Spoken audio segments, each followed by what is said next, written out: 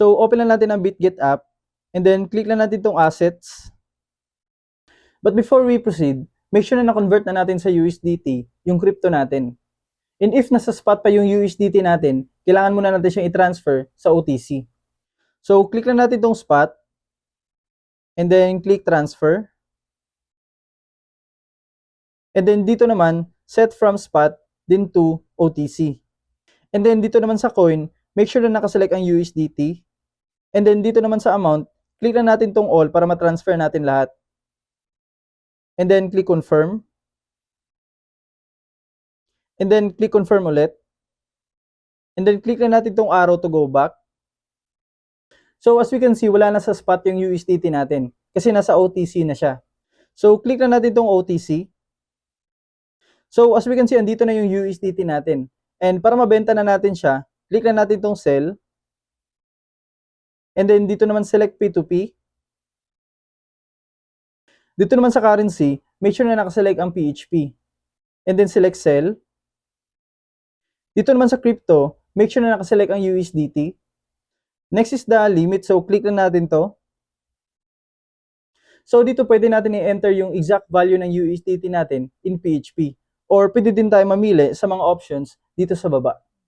So click lang natin tong 1K. And then click confirm. Next is the payment method. So click lang natin to. And then search lang natin ang GCash. And then click lang natin. And then click confirm. So ngayon pwede na tayo mamili ng merchant na gusto natin. So dito sa left side, makikita natin yung name ng bawat merchant, yung completed orders nila, and then yung completion rate. And then dito naman sa baba, makikita natin yung price ng bawat merchant, yung available USDT nila, and then yung lowest and highest limit nila.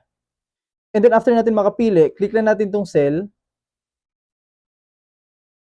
And then dito naman, click lang natin tong max para mabenta natin lahat. And then dito naman sa baba, double check lang natin ang payment method. But before we proceed, make sure na basahin natin tong notes. Kasi dito nakalagay yung mga terms and conditions for smooth transaction. And then after natin basahin yan, click lang natin tong sell. And then click agree. So ngayon hintayin na lang natin na dumating yung payment ni merchant. And dapat yung ma-receive natin na amount is exactly 1,110.65 pesos. So yun, na-send na ni merchant yung payment. Check na lang natin sa GCash if na-receive na ba natin. Pero wag natin i-close itong BitGet app kasi kailangan pa natin i-click itong release. So open na natin ang GCash app. So yun, na-receive na nga natin. So balik na tayo sa BitGet app. And then click lang natin itong release. And then select lang natin itong I have confirmed. And then click confirm. And then verify lang natin. So yun, sold na. Sana nakatulong tong video natin ngayon. And if interesado ka sa crypto trading, consider subscribing para sabay-sabay tayong matuto dito sa community natin.